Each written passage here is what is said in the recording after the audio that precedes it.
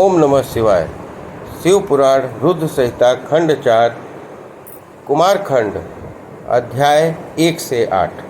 रुद्र संहिता चतुर कुमारखंड। देवताओं द्वारा स्कंद का शिव पार्वती के पास लाया जाना, उनका लाड़ प्यार, देवों के मांगने पर शिव जी का उन्हें तारक वध के लिए स्वामी कार्तिक को देना, कुमार की अध्यक्षता में देवसेना का प्रस्थान, महिसागर संगम पर तारकासुर का आना और दोनों सेनाओं में मुठभेड़, वीरभद्र का तारक के साथ घोर संग्राम, पुनः श्रीहरि तारक में भयानक युद्ध।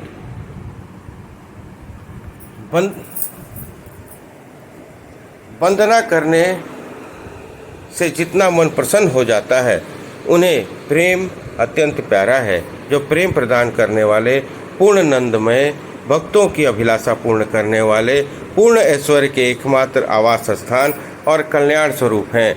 सत्य जिनका श्री विग्रह है, जो सत्यमय है, जिनका ऐश्वर्य त्रिकाला बाधित है, जो सत्य प्रिय एवं सत्य प्रदाता है, ब्रह्मा और विष्णु जिनकी स्तुति करते हैं, शिक्षानुसार शरीर धारण करने वाले उन भगवान शंकर की मैं वंदना करता हूँ।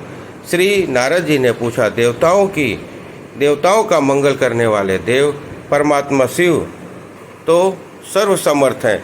आत्माराम होकर भी उन्होंने जिस पुत्र की उत्पत्ति के लिए पार्वती के साथ विवाह किया था, उनके उस पुत्र किस प्रकार उत्तम हुआ तथा तारकासुर का वध कैसे हुआ, ब्राह्मण मुझ पर कृपा करके यह सारा वृत्तांत पूर्ण रूप से कीजिए।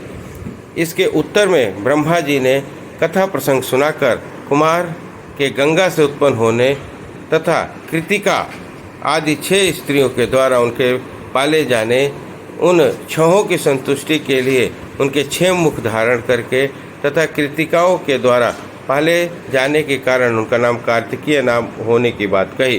तदंतर उनके शंकर गिरजा की सेवा में लाए जाने की कथा सुनाई।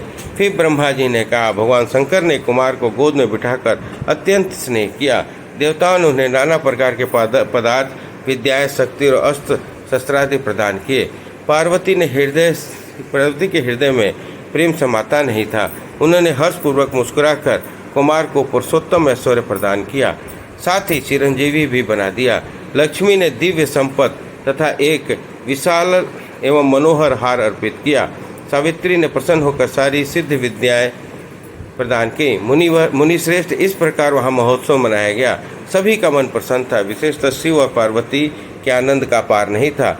इसके बीच देवताओं ने भगवान शंकर से कहा, प्रभो, यह तारकासुर कुमार के हाथों ही मारे जाने वाला है, इसलिए भी यह पार्वती पर ने कुमार उत्पत्ति आदि उत्तम चरित्र घटित हुआ है। अतः हम लोगों के सुखार्थ उसका काम तमाम करने हेतु कुमार को आज्ञा दीजिए। हम लोग आज ही अस्त्र शस्त्र सुसज्जित होकर तारक को मारने के लिए रण यात्रा करेंगे। ब्रह्मा जी कहते हैं, मुने, यह सुनकर भगवान शंकर का हृदय दयार्द हो गया। उन्होंने उनकी प्रार्थना स्वीकार करके उसी समय तारक का वध करने के लिए अपने पुत्र कुमार को देवताओं को सौंप दिया। फिर तो शिव जी की आज्ञा मिल जाने पर ब्रह्मा, विष्णु आदि सभी देवता एकत्र होकर गुह को आगे करके तुरंत ही उस पर्वत से चल दिए। उस समय श्रीहरि आदि देवताओं के मन में पूर्ण विश्वास था कि ये अवश्य तारक का वध कर डालेंगे।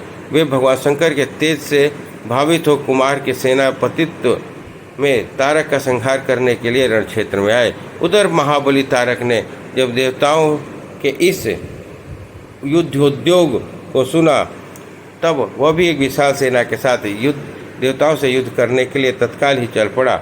उसकी यह विशाल सेना वाहिनी को आती देख देवताओं को परम विस्मय हुआ। फिर तो वे बलपूर्वक बारंबार सिंहनाद करने लगे।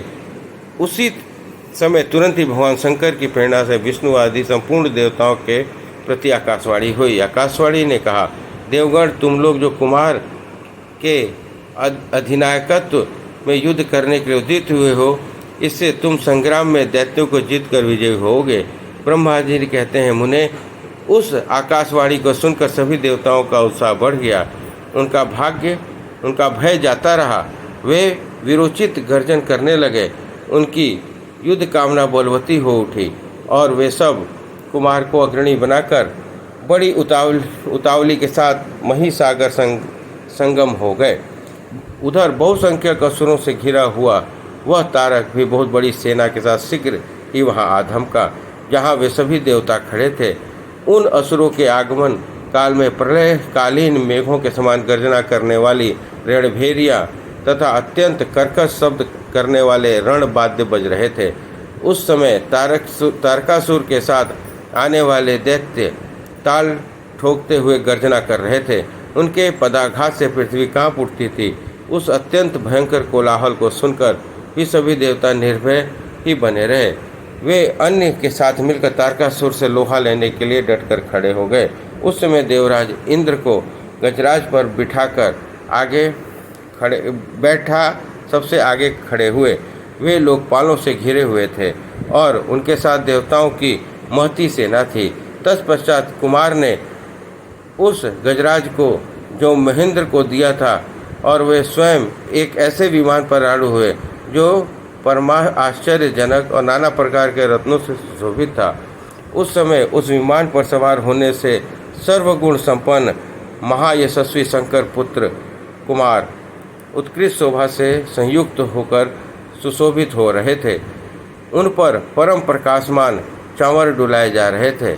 इसी बीच बलाभिमानी एवं महावीर देवता और दैत्य क्रोध से विह्वल होकर परस्पर युद्ध करने लगे। उस समय देवताओं और दैत्यों का बड़ा घमासान युद्ध हुआ। क्षण भर में ही सारी रणभूमि रुग्ण मुंडों से व्याप्त हो गई। तब महाबली तारकासुर बहुत बड़ी सेना के साथ देवताओं से युद्ध करने के लिए वेगपूर्वक आगे बढ़ा। उस रण दुमर्द तारक को युद्ध की कामना से आगे बढ़ते देखकर इंद्र आदि देवता तुरंत ही उसके सामने आए। फिर दोनों सेनाओं में महान कोलाहल होने लगा। तत्पश्चात देवों और असुरों का विनाश करने वाला वह द्वंद्व युद्ध आरंभ हुआ, जिसे देखकर वीर लोग हर्षो प्रफुल्ल हो गए और कायरों के मन में भय समा गया। इसी समय वीरभद्र कुपित होकर महाबली प्रथम गणों के साथ वीराभिमानी तारक के समीप आ पहुँचे। वे बलवान गणनायक भगवान शिव के कोप से उत्पन्न हुए थे। अतः समस्त देवताओं को पीछे करके युद्ध की अभिलाषा से तारक के सम्मुख डट गए। उस समय प्रथम गणों और सारे असुरों के मन में परम उल्लास था। अतः वे उस महासागर में महासमर में परस्पर गुत्थ होकर जूझने लगे। तदंतर वीरभद्र ने तारक का भयानक युद्ध हुआ। इसी बीच असुरों की सेना रण से विमुख हो भाग चली। उस प्रकार अपनी सेना को तितर बितर हुई देख उसका नायक तारकासुर क्रोध से भर गया और 10,000 भुजाएं धारण करके सिंह पर सवार हो देवगणों को मार डालने के लिए वेगपूर्वक उनकी ओर झपटा। यह युद्ध के मुहाने पर देवों और प्रथम गणों को मार मार कर गिराने लगा। तब प्रथम गणों के नेता महाबली वीरभद्र ने उस कर्म को देखकर उसका वध करने के लिए अत्यंत कुपित हो उठे। फिर तो उन्होंने भगवान शिव के चरण कमल का ध्यान करके एक ऐसा श्रेष्ठ त्रिशूल हाथ में लिया जिसकी तेज से सारी दिशाएं और आकाश प्रकाशित हो उठे। इसी अवसर पर महान कौतुक प्रदर्शन करने वाले स्वामी कार्तिक ने तुरंत ही वीर बाहु द्वारा कहलाकर उस युद्ध को रोक दिया। तब स्वामी की आज्ञा से वीरभद्र उस युद्ध से हट गए। यह देखकर असुर सेनापति महावीर तारक कुपित हो उठा। वह युद्ध कुशल और नाना प्रकार के असुरों को जानकार था। अतः देवताओं को ललकार कर उन पर बाणों की वृष्टि करने लगा। उस समय बलवानों में श्रेष्ठ असुरराज तारक ने ऐसा महान कर्म किया कि सारे देवता मिलकर भी उसका सामना न कर सके। उन भयभीत देवताओं को यूं पीटते हुए देखकर भगवान अच्युत को क्रोध हो गया और वे शीघ्र ही युद्ध करने के लिए तैयार हो गए। उन भगवान श्री हरि ने अपने आयुध सुदर्शन चक्र और सांग युद्ध धनुष को लेकर युद्ध स्थल में महादैत्य तारक पर अतिक्रमण किया। मुने तदंतर सबके देखते देखते श्री हरि और तारकासुर में अत्यंत भयंकर और रोमांचकारी महायुद्ध छिड़ गया। इसी बीच अच्युत ने कुपित हो महान सिंहनाद किया और धधकती हुई ज्वालाओं से प्रकाश वाले अपने चक्र को उठाया। फिर तो श्री हरि ने उसी चक्र से दैत्यराज तारक पर प्रहार किया। उसकी चोट से अत्यंत व्यथित होकर वह असुर पृथ्वी पर गिर गया, परंतु वह असुर नायक तारक अत्यंत बलवान था। अतः तुरंत ही उठकर दैत्यराज ने अपनी शक्ति से चक्र के टुकड़े टुकड़े कर दिए। मुने भगवान विष्णु और तारकासुर दोनों बलवान थे और दोनों में अगाध बल था, अतः युद्ध स्थल में वह परस्पर जूझने लगे। इस प्रकार शिव पुराण रुद्र संहिता खंड 4 अध्याय 1 से 8 समाप्त हुआ। बोलिए हर हर महादेव। ओम नमः शिवाय। शिव पुराण रुद्र संहिता खंड 4 अध्याय 9। ब्रह्मा जी की आज्ञा से कुमार का युद्ध के लिए जाना, तारक के साथ उनका भीषण संग्राम और उनके द्वारा तारक का वध। तत्पश्चात देवों द्वारा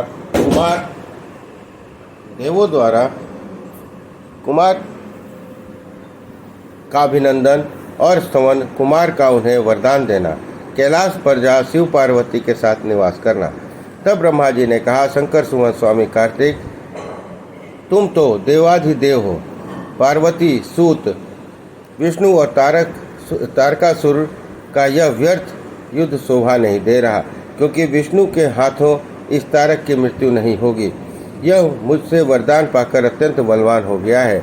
यह मैंने ही बिल्कुल सत्य बात कह रहा हूँ। पार्वती नंदन, तुम्हारे अतिरिक्त इस पापी को मारने वाला दूसरा कोई नहीं है, इसलिए महाप्रभु तुम्हें मेरे कथनानुसार ही कार्य करना चाहिए।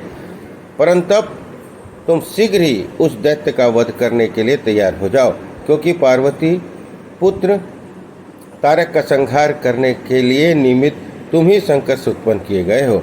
ब्रह्मा जी कहते, मुने यूँ मेरा कथन सुनकर शंकर नंदन कुमार कार्तिकेय ठठाकर हंस पड़े और प्रसन्नतापूर्वक बोले, तथास्तु ऐसा ही होगा। तब महान ऐश्वर्यशाली शंकर सुमन कुमार तारकासुर का वध करने का निश्चय किया और विमान से उतर पड़े और पैदल हो गए। जिस समय महाबली शिवपुत्र कुमार अपनी अत्यंत चमकीली शक्ति को, जो लपटों से दमकती हुई एक बड़ी उल्का सी जान पड़ती थी, हाथ में लेकर पैदल ही दौड़ पड़े। उस समय उनकी अद्भुत शोभा हो रही थी। उनके मन में तनिक भी व्याकुलता नहीं थी। वे परम प्रचंड और अप्रमेय बलशाली थे। उन खंड मुख को अपनी ओर आते देख तारक सुर श्रेष्ठों से बोला, क्या शत्रुओं का संहार करने वाला कुमार यही है? मैं अकेला वीर इसके साथ युद्ध करूंगा और मैं ही समस्त वीरों, प्रथम गणों, लोकपालों, श्रीहरि जिनके नायक हैं, उन देवों को मार डालूंगा। तदंतर देवताओं का दुर्वचन कहकर वह असुर तारक भीषण युद्ध करने लगा। उसमें बड़ा विकट संग्राम हुआ। तब शूर वीरों का संहार करने वाले, शत्रु वीरों का संहार करने वाले कुमार ने शिव के चरण कमलों का स्मरण करके तारक का वध का विचार किया। फिर तो महातेजस्वी और महाबली कुमार रोषावेश में आकर गर्जना करने लगे और बहुत बड़ी सेना के साथ युद्ध के लिए डटकर खड़े हो गए। उस समय समस्त देवताओं ने जय जयकार शब्द किया और देवर्षियों ने इष्टवाणी द्वारा उनकी स्तुति की। तब तारक और कुमार का संग्राम प्रारंभ हुआ, जो अत्यंत दुस्सह, महाभयंकर, संपूर्ण प्राणियों को भयभीत करने वाला था। कुमार और तारक दोनों ही शक्ति युद्ध में परम प्रवीण थे, अतः अत्यंत रोषावेश में वे परस्पर एक दूसरे पर प्रहार करने लगे। परम पराक्रमी वे दोनों नाना प्रकार के पैतरे बदलते हुए गर्जना कर रहे थे और अनेक प्रकार से दाव पेच से एक दूसरे पर आघात कर रहे थे। उस समय देवता, गंधर्व और किन्नर सभी चुपचाप खड़े होकर यह दृश्य देख रहे थे। उन्हें परम विस्मय हुआ, यहाँ तक कि वायु का चलना बंद हो गया, सूर्य की प्रभा फीकी पड़ गई, पवन एवं वन कानकों से सारी पृथ्वी कांप उठी। इसी अवसर पर हिमालय आदि पर्वत स्नेहाभिभूत होकर कुमार की रक्षा के लिए वहां आए। तब उन सभी पर्वतों को भयभीत देखकर शंकर गिरजा के पुत्र कुमार उन्हें सांत्वना देते हुए बोले। कुमार ने कहा, महाभाग पर्वतों, तुम लोग खेद मत करो, तुम्हें किसी प्रकार की चिंता नहीं करनी चाहिए। मैं आज तुम सब लोगों को आंखों के सामने इस पापी का काम तमाम कर दूंगा। यूँ कहकर पर्वतों और देवगण को ढांढस बंधाकर कुमार ने गिरजा और शंभु को प्रणाम किया तथा अपनी कांतिमयी शक्ति को हाथों में ले लिया। शंभु पुत्र भगवान बाहुबली, महाबली तथा महान ऐश्वर्यशाली तो थे ही। जब उन्होंने तारक का वध करने की इच्छा से शक्ति हाथ में ली, उस समय उनकी अद्भुत शोभा थी। तदंतर शंकर जी के तेज से संपन्न कुमार ने उस शक्ति से तारकासुर पर जो समस्त लोगों को कष्ट देने वाला था प्रहार किया। उस शक्ति के आघात से तारकासुर के सभी अंग छिन्न भिन्न हो गए और संपूर्ण असुर गणों का अधिपति महावीर तथा धराशाही हो गया। मुने सबके देखते देखते वही कुमार द्वारा मारे गए तारक के प्राण पखेरु उड़ गए। उस उत्कृष्ट वीर तारक को महासागर में प्राण रहित हो गिरा हुआ देख वीरवर कुमार ने पुनः उस पर वार नहीं किया। उस महाबली दैत्यराज तारक के मारे जाने पर देवताओं ने बहुत से असुरों को मौत के घाट उतार दिए। उस युद्ध में कुछ असुर ने भयभीत होकर हाथ जोड़ लिए, कुछ का शरीर छिन्न भिन्न हो गया, हजारों दैत्य मृत्यु के अतिथि बन गए। कुछ शरणार्थी दैत्य अंजलि बांधकर पाहि पाहि रक्षा कीजिए यूँ पुकारते हुए कुमार के शरणापन्न हो गए।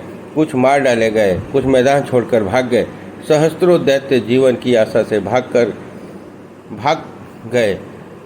उन सब की आशाएं भग्न हो गई थी और मुख पर दीनता छाई हुई थी। मुनीश्वर, इस प्रकार वह सारी दैत्य सेना विनिष्ट हो गई। देवगणों के भय से कोई भी वहां ठहर न सका। उस दुरात्मा तारक के मारे जाने पर भी सभी लोग निष्कंटक हो गए। इंद्र आदि सभी देवता आनंदमग्न हो गए। यूँ कुमार को विजयी देखकर एक साथ ही संपूर्ण देवताओं और त्रिलोक की समस्त प्राणियों को महान आनंद प्राप्त हुआ। उस समय भगवान शंकर भी कार्तिकेय की विजय का समाचार पाकर प्रसन्नता से भर गए और पार्वती जी के साथ यहाँ पधारे। तब जिनके गणों से घिरे हुए हृदय में स्नेह समाता नहीं था, वे पार्वती जी परम प्रेम पूर्वक सूर्य के समान तेजस्वी अपने पुत्र कुमार को अपनी गोद में लेकर लाड़ प्यार करने लगी। उसी अवसर पर अपने पुत्रों से घिरे हुए हिमालय ने बंधु बांधवों तथा अनुयायियों के साथ आकर शंभु पार्वती उनका गु का स्तवन किया।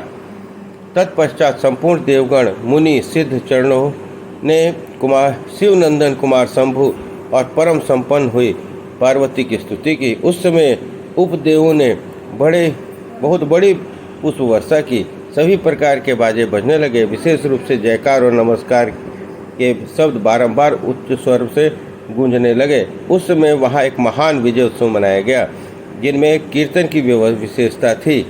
वह स्थान गाने बजाने के शब्द तथा आधिकारिक ब्रह्मघोष से व्याप्त था।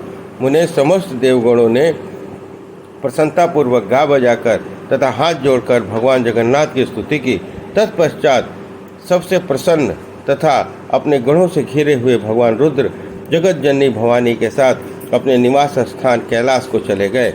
इधर तारक को मारा गया देखकर सभी देवताओं तथा अन्य समस्त प्राणियों के चेहरे पर हंसी खिलने लगी। वे भक्ति पूर्वक शंकर सुवन कुमार की स्तुति करने लगे। देव, तुम दानव श्रेष्ठ तारक का हनन करने वाले हो, तुम्हें नमस्कार है। शंकर नंदन, तुम बाणासुर के प्राणों का अपहरण करने वाले तथा प्रलंबासुर के विनाशक हो।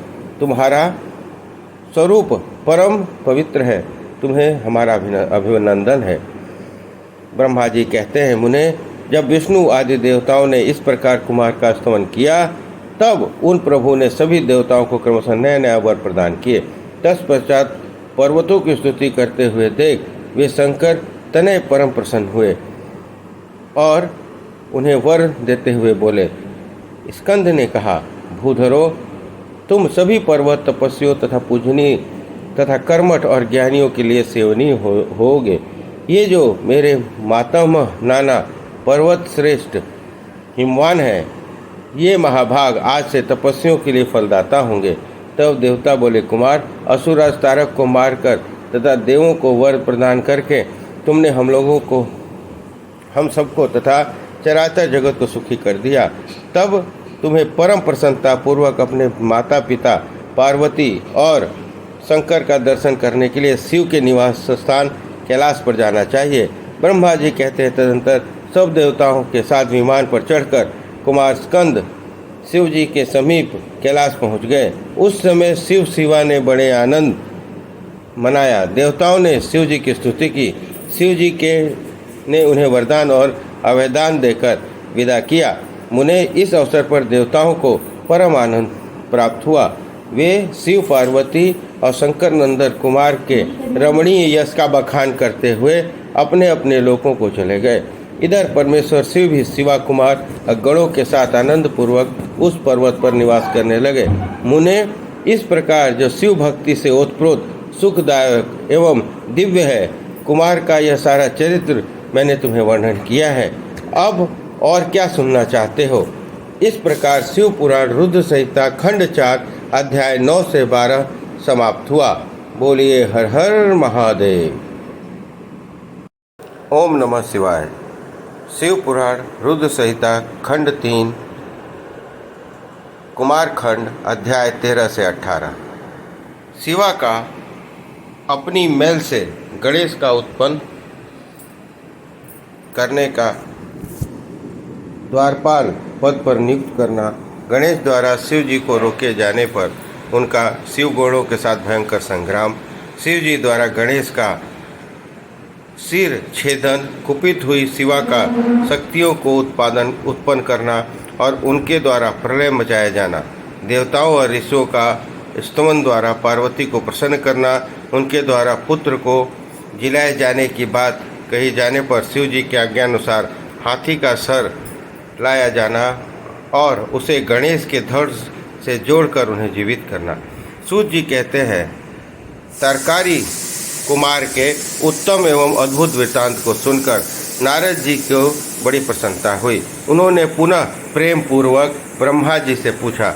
नारद जी बोले, देव आप तो शिव संबंधी ज्ञान के अथाह सागर हैं।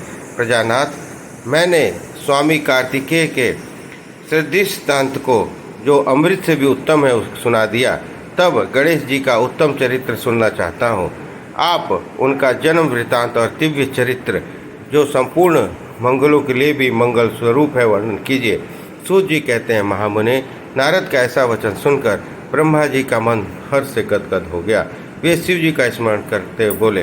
ब्रह्मा जी ने कहा, नारद, पहले जो मैंने विधि पूर्वक गणेश जी की उत्पत्ति का वर्णन किया था कि शनि की दृष्टि पड़ने से गणेश जी का मस्तक कट गया था, तब उस पर हाथी का मुख लगा दिया गया था, वह कल्पांतर की कथा है।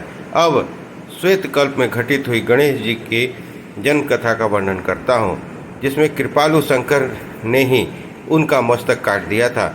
मुझे इस विषय में तुम्हें संदेह नहीं करना चाहिए, क्योंकि भगवान शंभु कल्याणकारी सृष्टिकर्ता और सबके स्वामी हैं। वे ही सगुण निर्गुण भी हैं। उन्हीं की लीला से सारे विश्व की सृष्टि, रक्षा और विनाश होता है। मुनि श्रेष्ठ, अब प्रस्तुत विषय को आदरपूर्वक श्रवण करो। इसमें पार्वती जी की जया विजया नाम वाली सखियाँ उनके पास आकर विचार करने लगी।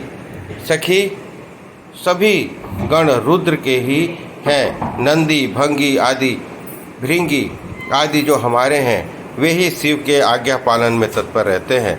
जो असंख्य प्रथम गण हैं, उनमें ही हमारा कोई नहीं है। वे सभी शिव परायण होकर द्वार पर खड़े रहते हैं, यद्यपि वे सभी हमारे भी हैं।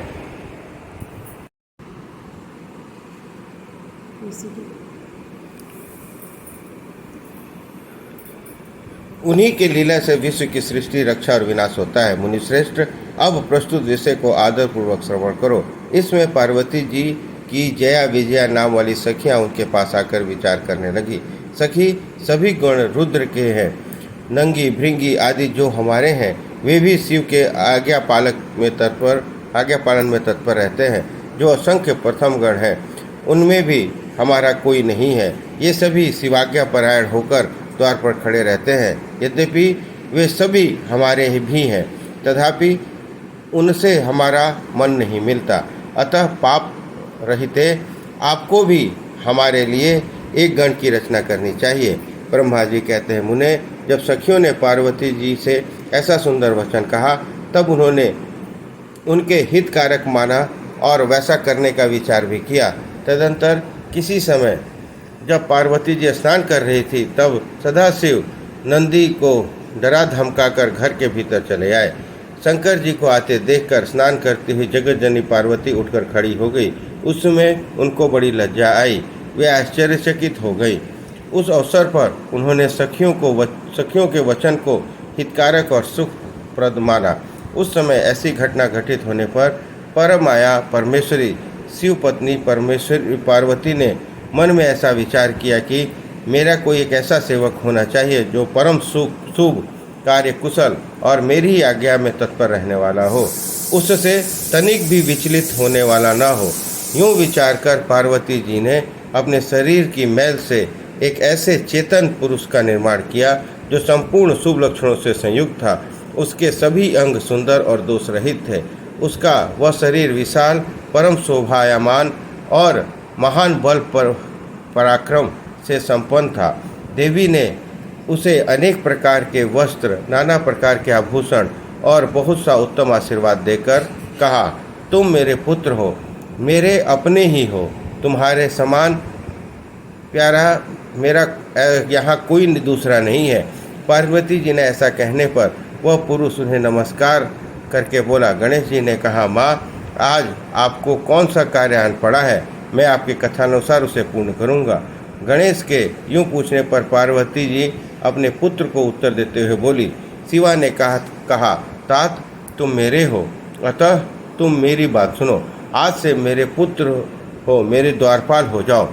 सतपुत्र, तुम मेरी आज्ञा के बिना कोई भी हठ पूर्वक मेरे महल के भीतर प्रवेश न कर पाए, चाहे वह कहीं से भी आए, कोई भी हो। बेटा, यह मैंने तुमसे बिल्कुल सत्य बात कही है।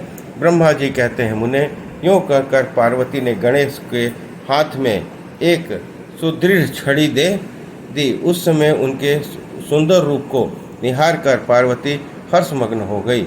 उन्होंने प्रेम पूर्वक अपने पुत्र का मुख चूमा और कृपा परवश हो छाती से लगा लिया। फिर दंडाधिकारी गणराज को अपने द्वार पर स्थापित कर दिया। बेटा नारद, तदंतर पार्वती नंदन महावीर गणेश पार्वती की हित कामना से हाथ में छड़ी लेकर गृह द्वार पर पहरा देने लगे। उधर शिवा अपने पुत्र गणेश को अपने दरवाजे पर नियुक्त करके स्वयं सखियों के साथ स्नान करने लगी।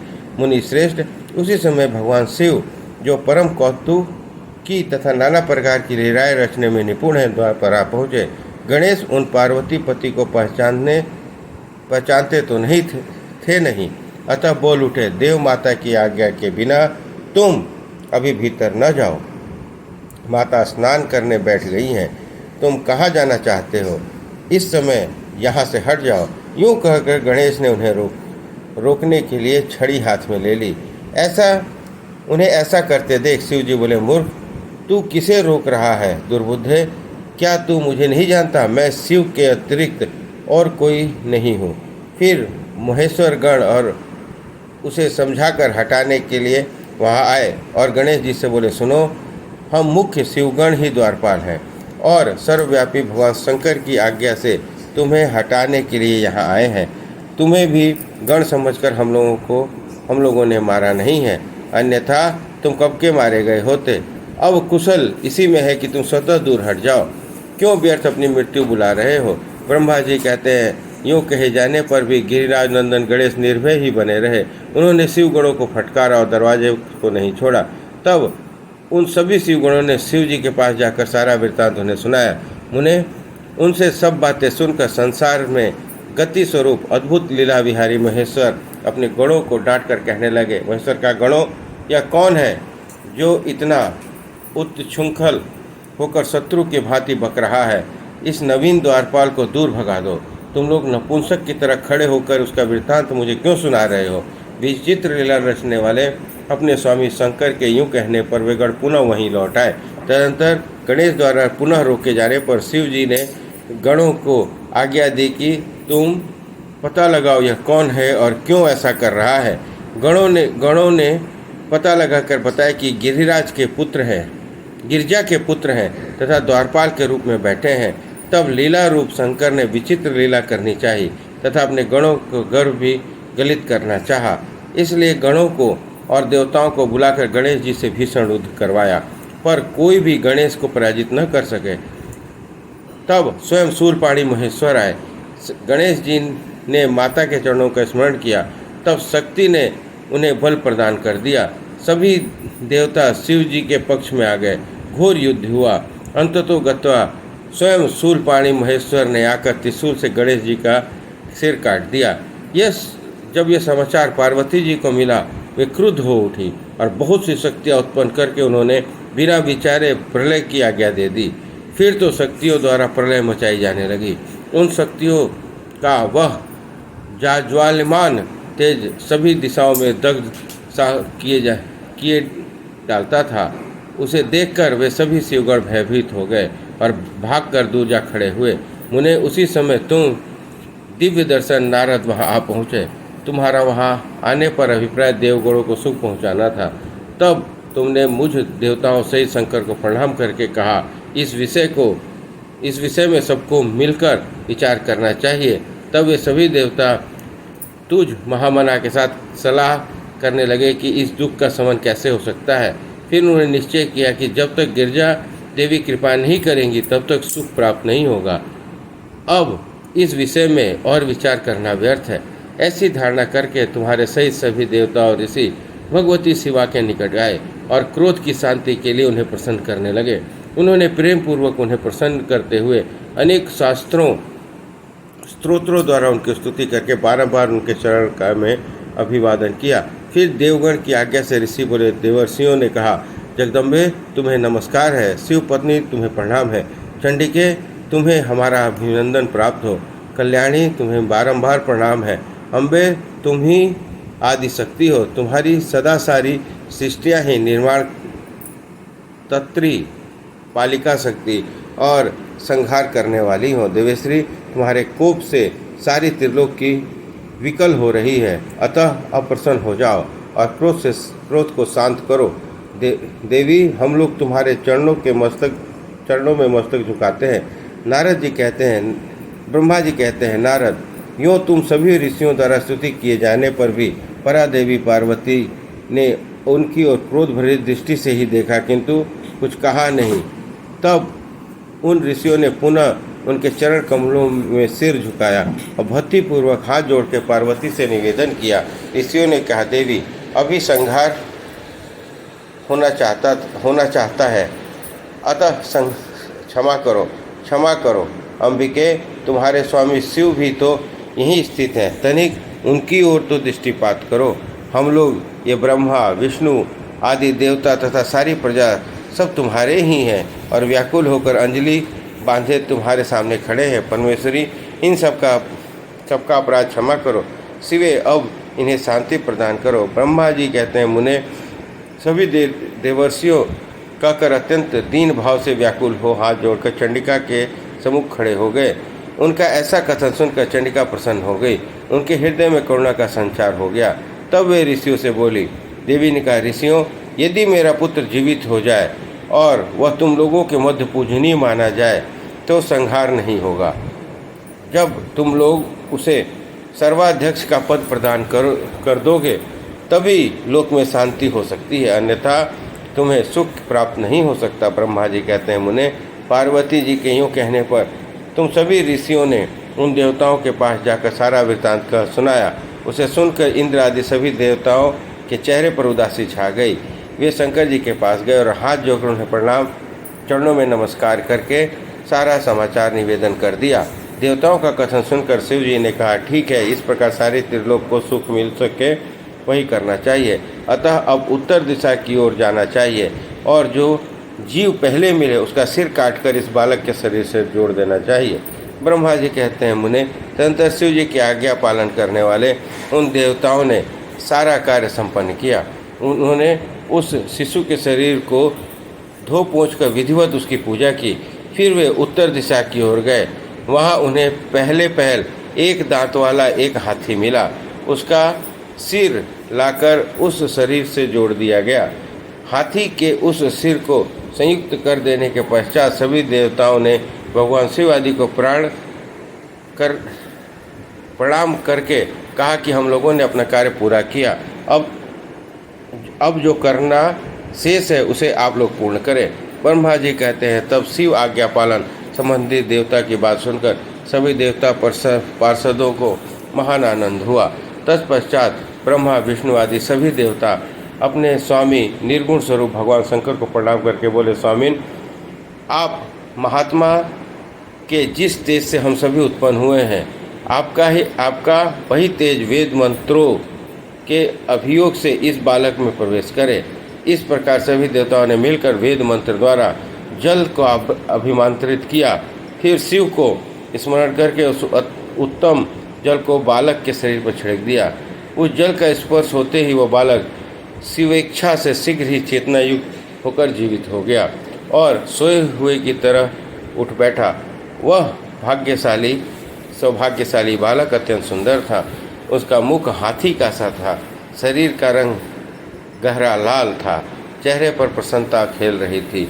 उसकी आकृति कामनीय थी और उसकी सुंदर प्रभा फैल रही थी। मुनीश्वर, पार्वती नंदन उस बालक को जीवित देखकर वहाँ उपस्थित सभी लोग आनंदमग्न हो उठे और सारा दुख विलीन हो गया। तब हर्ष विभोर होकर सभी लोगों ने उस बालक को पार्वती को दिखाया। अपने पुत्र को जीवित देखकर पार्वती जी परम प्रसन्न हुई।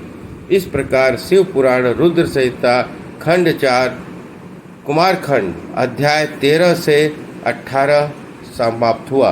बोलिए हर हर महादेव। ओम नमः शिवाय। शिव पुराण रुद्र संहिता खंड 4 कुमारखंड अध्याय 19। पार्वती द्वारा गणेश जी को वरदान। देवों द्वारा उन्हें अग्र पूज्य माना जाना। शिव जी द्वारा गणेश को सर्वाध्यक्ष पद प्रदान और गणेश चतुर्थी व्रत का वर्णन। तत्पश्चात सभी देवताओं का उनकी स्तुति करके हर्षपूर्वक अपने अपने स्थान को लौट जाना। ब्रह्मा जी कहते हैं, उन्हें जब विकृत स्वरूप वाले गिरजापुत्र गजानन विज्ञता रहित होकर जीवित हो उठे, तब गणनायक देवों ने उनका अभिषेक किया। उनके पुत्र को देखकर पार्वती देवी आनंदमग्न हो गई और उन्होंने हर्ष तिरेक से उस बालक को दोनों हाथों से पकड़कर छाती से लगा लिया। फिर अंबिका ने प्रसन्न होकर अपने पुत्र गणेश को अनेक प्रकार के वस्त्र और आभूषण प्रदान किए। तदंतर सिद्धियों ने अनेकों विधि विधान से उनका पूजन किया और माता ने अपने सर्व दुखहारी हाथ से उनके अंगों को स्पर्श किया। इस प्रकार शिव पत्नी पार्वती ने अपने पुत्र का सत्कार करके उसका मुख चूमा और प्रेम पूर्वक उसे वरदान देते हुए कहा, बेटा, इस समय तुझे बड़ा कष्ट झेलना पड़ा है, किंतु अब तू कृतकृत्य हो गया है, तू धन्य है। अब से संपूर्ण देवताओं में तेरी अग्र पूजा होती रहेगी। बेटा, अब तेरी अग्र पूजा होती रहेगी और तू कभी दुख का सामना नहीं करना पड़ेगा। चूँकि इस समय तेरे मुख पर सिंदूर दिख रहा है, इसलिए मनुष्यों को सदा सिंदूर से तेरी पूजा करनी चाहिए। जो मनुष्य पुष्प, चंदन, सुंदर गंध, नैवेद्य, रमणीय आरती, तांबूल और दान से तथा परिक्रमा और नमस्कार करके विधि पूर्वक तेरी पूजा करेगा, उसे सारी सिद्धियां हस्तगत हो जाएंगी और उसके सभी प्रकार के विघ्न नष्ट हो जाएंगे। इसमें लेस मात्र भी संचय नहीं है। ब्रह्मा जी कहते हैं, मुने महेश्वरी देवी ने अपने पुत्र गणेश को यूं कहकर उसे नाना प्रकार की वस्तुएं प्रदान करके पुनः उसका अभिनंदन किया। विप्र, तब गिरजा की कृपा से उसी क्षण देवताओं और शिवगणों का मन विशेष रूप से शांत हो गया और तदंतर इंद्र आदि देवताओं ने हर्षती रेख से शिवा की स्तुति की और उन्हें प्रसन्न करके वे भक्ति भवित चित्त से गणेश देव को लेकर शिव जी के समीप चले गए। वहां पहुंचकर उन्होंने त्रिलोक की कल्याण कामना से भवानी के उस बालक को शिव जी के गोद में बिठा दिया। तब शिव जी ने उस बालक के मस्तक पर अपना कर कमल फिराते हुए देवताओं से बोले, यह मेरा दूसरा पुत्र है। तत्पश्चात गणेश जी ने भी उठकर शिव जी के चरणों में अभिनंदन किया। फिर पार्वती को, मुझको, विष्णु को और नारद आदि सभी ऋषियों को प्रणाम करके आगे खड़े होकर उन्होंने कहा, यूँ अभिमान करना मनुष्यों का स्वभाव ही है, अतः आप लोग मेरा अपराध क्षमा करें। तब मैं शंकर और विष्णु तीनों देवताओं ने एक साथ ही प्रेम पूर्वक उन्हें उत्तम वर प्रदान करते हुए कहा, सूरवरों, जैसे त्रिलोक में हम तीनों देवताओं की पूजा होती है, उसी तरह तुम सबको इन गणेश का भी पूजन करना चाहिए। मनुष्यों की चाहिए कि पहले इनकी पूजा करके तत्पश्चात हम लोगों का पूजन करें। ऐसा करने से हम लोगों की पूजा संपन्न हो जाएगी। देवगणों, यदि कहीं इनकी पूजा पहले न करके अन्य देवताओं का पूजन किया तो उसका पूजन का फल नष्ट हो जाएगा। इसमें अन्यथा विचार करने की आवश्यकता नहीं है। ब्रह्मा जी कहते हैं, मुने, तदंतर ब्रह्मा विष्णु शंकर आदि सभी देवताओं ने मिलकर पार्वती को प्रसन्न करने के लिए वहीं गणेश को सर्वाध्यक्ष घोषित कर दिया। उसी समय शिव जी परम प्रसन्न चित्त वाले पुनः गणेश जी को लोक में सर्वदा सुख देने वाले अनेकों पर प्रदान करते हुए बोले। शिव जी ने कहा, गिरिजानंदन, निस्संदेह मैं तुझ पर परम प्रसन्न हूँ। मेरे प्रसन्न हो जाने पर अब तू सारे जगत को प्रसन्न हुआ समझ। अब कोई भी तेरा विरोध नहीं कर सकता। तू शक्ति का पुत्र है, अतः अत्यंत तेजस्वी बालक होने पर भी तूने महान पराक्रम प्रकट किया है, इसलिए तू सदा सुखी रहेगा। विघ्न नाश के कार्य में तेरा नाम सबसे श्रेष्ठ होगा। तू सबका पूज्य है, अतः अब तेरे संपूर्ण गणों का अध्यक्ष हो जा। इतना कहने के पश्चात महात्मा शंकर अत्यंत प्रसन्नता के कारण गणेश को पुनः वरदान देते हुए बोले, गणेश्वर, तो भाद्रपद मास के कृष्ण पक्ष की चतुर्थी तिथि को चंद्रमा के शुभ उदय होने पर उत्पन्न हुआ है। जिस समय गिरजा के सुंदर चित्त से तेरा रूप प्रकट हुआ, उस समय रात्रि का प्रथम पहर बीत रहा था। इसलिए उसी दिन से आरंभ करके उसी तिथि में तेरा उत्तम व्रत करना चाहिए। ऐसा व्रत परम शोभन तथा संपूर्ण सिद्धियों को प्रदाता है। वर्ष के अंत में जब पुनः वही चतुर्थी आ जाए, तब तक मेरे कथानुसार मेरे व्रत का पालन करना चाहिए। जिसे संसार में अनेक प्रकार के अनुपम सुखों की कामना हो, उसे चतुर्थी के दिन भक्ति पूर्वक विधि सहित तेरा पूजन करना चाहिए। जैसे जब मार्गशीर्ष महीने में कृष्ण पक्ष की चतुर्थी आए, उस दिन प्रातः काल स्नान व्रत करने के लिए ब्राह्मणों से निवेदन करें, पूर्वोक्त विधि से उपवास करें, फिर धातु की, मूंगे की, श्वेत मदार की अथवा मिट्टी की मूर्ति बनाकर उसे प्राण प्रतिष्ठा करें और भक्तिभाव से नाना प्रकार के दिव्य गंधों, चंदनों और पुष्पों से उसकी पूजा करें।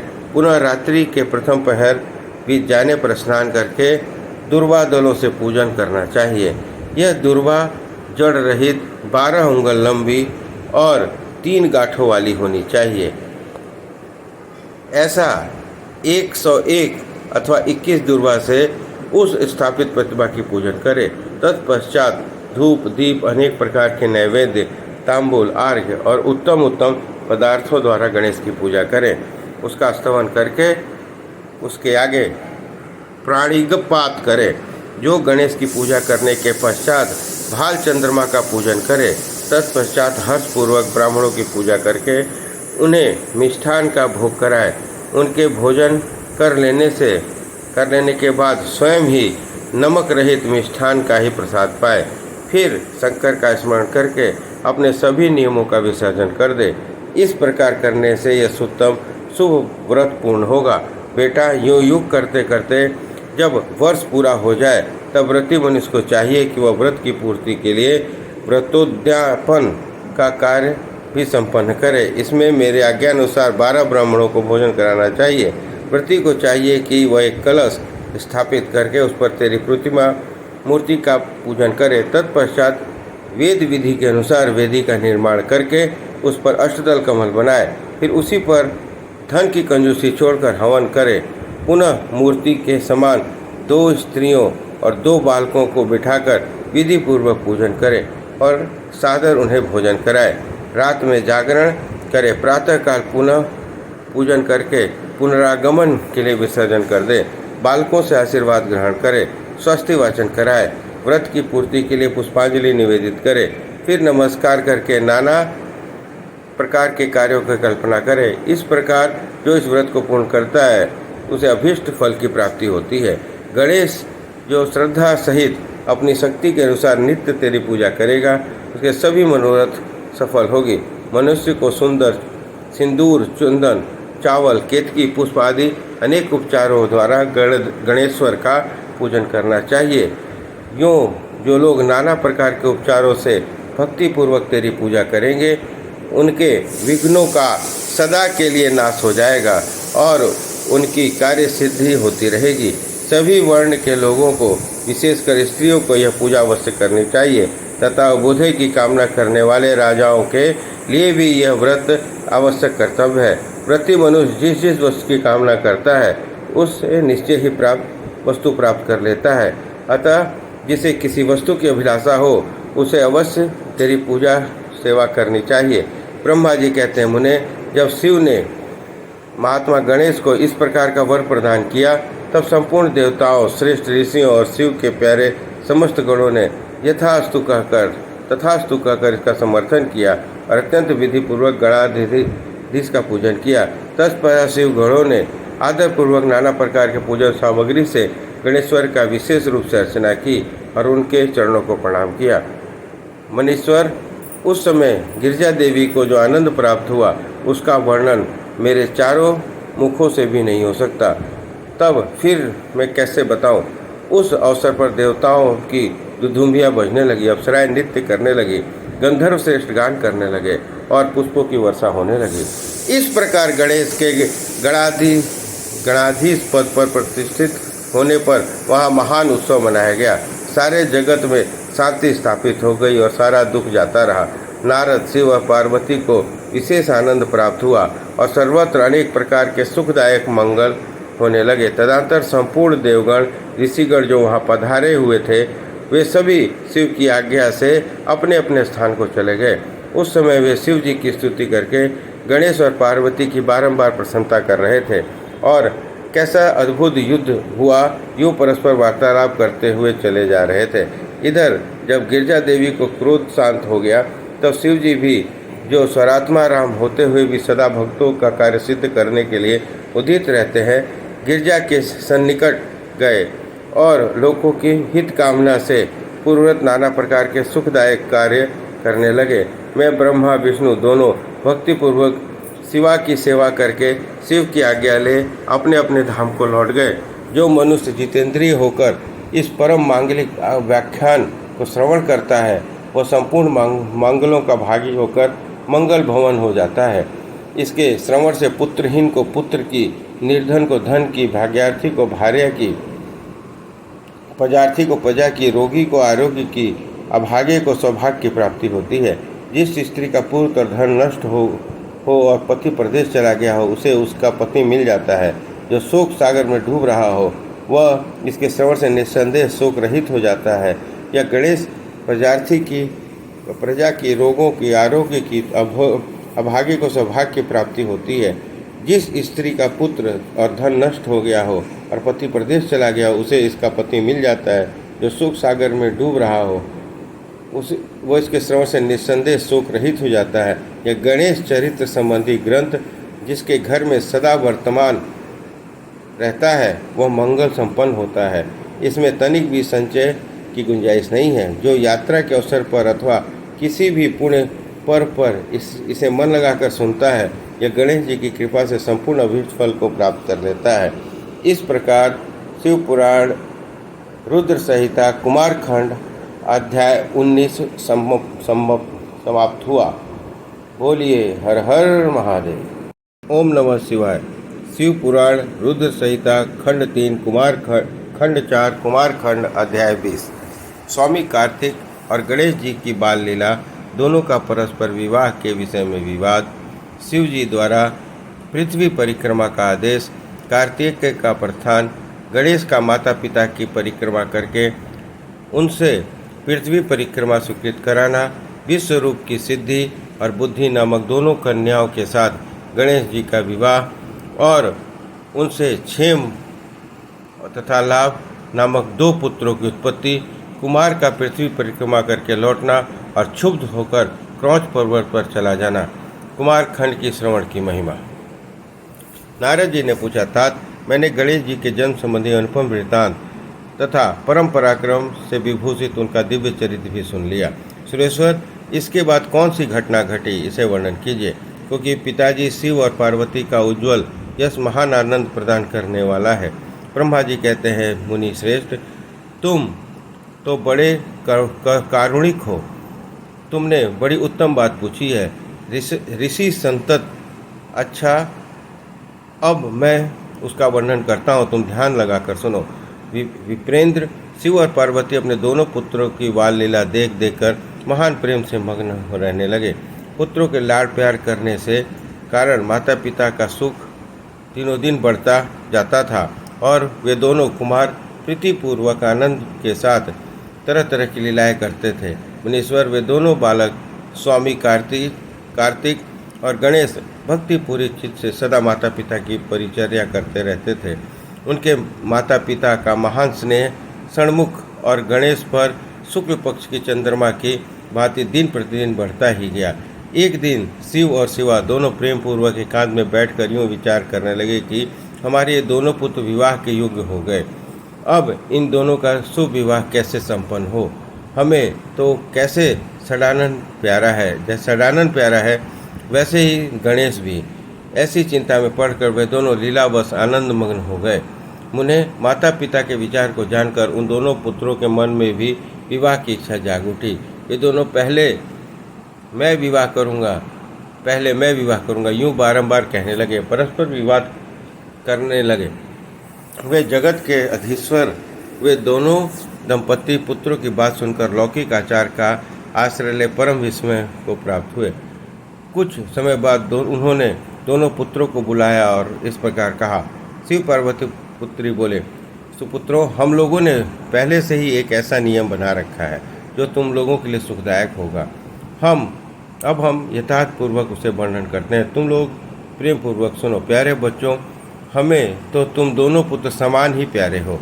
किसी पर विशेष प्रेम हो ऐसी बात नहीं है। अतः हमने तुम लोगों के विवाह के नियम में ऐसी शर्त रखी है जो दोनों के लिए कल्याणकारी है। और यह शर्त यह है कि जो सारी पृथ्वी का परिक्रमा करके पहले लौट आएगा उसी का शुभ विवाह पहले किया जाएगा। ब्रह्मा जी कहते हैं, मुने, माता पिता की यह बात सुनकर सरजन्मा महाबली कार्तिकेय तुरंत ही अपने स्थान से पृथ्वी की परिक्रमा के लिए चल दिए, परंतु अगाध बुद्धि संपन्न गणेश वहीं खड़े रहे। वे अपनी उत्तम बुद्धि का आश्रय बारंबार मन में विचार करने लगे कि अब मैं क्या करूं, कहाँ जाऊं। परिक्रमा तो मुझसे हो नहीं सकेगी, क्योंकि कोस भर चलने के बाद आगे मुझसे चला नहीं जाएगा। फिर सारी पृथ्वी का परिक्रमा करके मैं कैसे सुख प्राप्त करूंगा। मुने, माता पिता के विचार को जानकर उन दोनों पुत्रों के मन में भी विचार की इच्छा जाग उठी। वे दोनों पहले मैं करूंगा यूँ कहकर बारंबार विवाद करने लगे।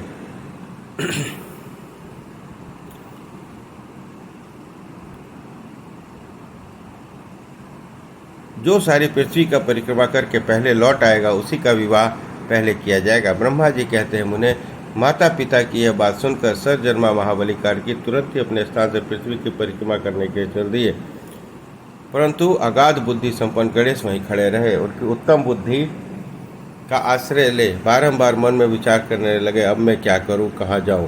परिक्रमा तो मुझसे हो नहीं सकेगी, क्योंकि कोस भर चलने के बाद ही मैं थक जाऊंगा। गणेश जी बोले, पिताजी और माताजी, मैंने आप लोगों के पूजन करने के लिए यहाँ 2 आसन स्थापित किए हैं। आप दोनों इस पर विराजिए और मेरा मनोरथ पूर्ण कीजिए। ब्रह्मा जी कहते हैं, मुने, गणेश की बात सुनकर पार्वती और परमेश्वर उनकी पूजा ग्रहण करने के लिए आसन पर विराजमान हो गए। तब गणेश जी ने उनकी विधिपूर्वक पूजा की और बारंबार प्रणाम करते हुए उनकी 7 बार प्रदक्षिणा की। बेटा नारद, गणेश तो बुद्धि सागर ही थे। वे हाथ जोड़कर प्रेम मग्न माता पिता की बहुत प्रकार से स्तुति करके बोले। गणेश जी ने कहा, हे माता और हे पिता, आप लोग मेरी उत्तम बात सुनिए और शीघ्र ही मेरा शुभ विवाह कर दीजिए। ब्रह्मा जी कहते हैं, मुने, महात्मा गणेश का ऐसा वचन सुनकर वे दोनों माता पिता महान बुद्धिमान गणेश जी से बोले। शिव ने कहा, बेटा तू पहले कानकों सहित सारी पृथ्वी की परिक्रमा कर तो करा। कुमार गया हुआ है, तू भी जा और उससे पहले लौटा, तब तेरा विवाह पहले कर दिया जाएगा। ब्रह्मा जी कहते हैं, मुने, नियम परायण गणेश माता पिता की ऐसी बात सुनकर कुंपित तो तुरंत बोल उठे। गणेश जी ने कहा, हे माता, हे पिता, आप दोनों सर्वश्रेष्ठ धर्मरूप और महान बुद्धिमान है, अतः धर्मानुसार मेरी यह बात सुनिए। मैं 7 बार पृथ्वी की परिक्रमा की है, अतः आप लोग ऐसी बात क्यों कह रहे हैं। ब्रह्मा जी कहते हैं, मुने, शिव पार्वती तो बड़े लीलानंदी ही ठहरे। वे गणेश जी के कथन सुन लौकिक गति का आश्रय ले उठे। लेकर बोले। शिव पार्वती ने कहा, पुत्र तूने समुद्र पर्यंत विस्तार वाली बड़े बड़े कानकों से युक्त इस सप्त दीप वाली विशाल पृथ्वी का परिक्रमा कब कर ली? ब्रह्मा जी कहते हैं, मुने, जब शिव और पार्वती ने ऐसा कहा तब उसे सुनकर महान बुद्धि संपन्न गणेश जी बोले, माता जी, गणेश जी एवं पिताजी, मैंने अपनी बुद्धि से आप दोनों शिव पार्वती की पूजा करके प्रतीक्षा कर ली है, अतः मेरी समुद्र पर्यंत पृथ्वी की परिक्रमा पूरी हो गई। धर्म के संहारभूत वेदों और शास्त्रों में ऐसे वचन मिलते हैं, ये सत्य और अथवा असत्य ये वचन है कि जो पुत्र माता और पिता की पूजन करके उनकी प्रतीक्षा करता है उसे पृथ्वी परिक्रमा जनित फल सुलभ हो जाता है। जो माता पिता को घर पर छोड़कर तीर्थ यात्रा के लिए जाता है वह माता पिता की हत्या से मिलने वाले पाप का भागी होता है, क्योंकि पुत्र के लिए माता पिता का चरण सरोज ही महान तीर्थ है। अतः तीर्थ तो दूर जाने पर प्राप्त होते हैं, परंतु धर्म का साधनभूत यह तीर्थ तो पास में ही सुलभ है। पुत्र के लिए माता पिता और स्त्री के लिए पति, ये दोनों सुंदर तीर्थ घर में ही वर्तमान है। ऐसा जो वेद शास्त्र निरंतर घोषित करते रहते हैं उसे फिर आप लोग असत्य क्यों कर दीजिए? और यदि यह असत्य हो जाएगा तो निश्चय वेद भी असत्य हो जाएगा और वेद द्वारा वर्णित आपका यह स्वरूप भी झूठा समझा जाएगा। इसलिए या तो शीघ्र ही मेरा शुभ विवाह कीजिए अथवा यूँ कह दीजिए कि वेद शास्त्र झूठे हैं। आप लोग धर्म रूप हैं, अतः भली भांति विचार करके इन दोनों में जो परमोत्तम प्रतीत हो उसे यत्नपूर्वक करना चाहिए। ब्रह्मा जी कहते हैं, मुने, तब जो बुद्धिमानों ने श्रेष्ठ उत्तम बुद्धि संपन्नता महान ज्ञानी है वे पार्वती के नंदन गणेश इतना कहकर चुप हो गए। उधर दोनों पति और पत्नी जगदीश्वर शिव पार्वती गणेश के वचन सुनकर परम विस्मित हुए। तदंतर वे यथार्थभाषी और अद्भुत बुद्धि वाले अपने पुत्र गणेश की प्रशंसा करते हुए बोले, शिव ने कहा, बेटा तू महान आत्मबल से संपन्न है, इसी से तुझमें निर्मल बुद्धि उत्पन्न हुई है। तूने जो बात कही है ये बिल्कुल सत्य है, अन्यथा नहीं। दुख का अवसर आने पर जिनकी बुद्धि विशिष्ट हो जाती है, जिनका दुख उसी प्रकार विनिष्ट हो जाता है जैसे सूर्य के उदय होते ही अंधकार, जिसके पास बुद्धि है वही बलवान है, बुद्धिहीन के पास बल कहा। पुत्र, वेद शास्त्र पुराणों में बालक के लिए धर्म पालन की जैसी बात कही गई है यह तूने पूरी कर ली है।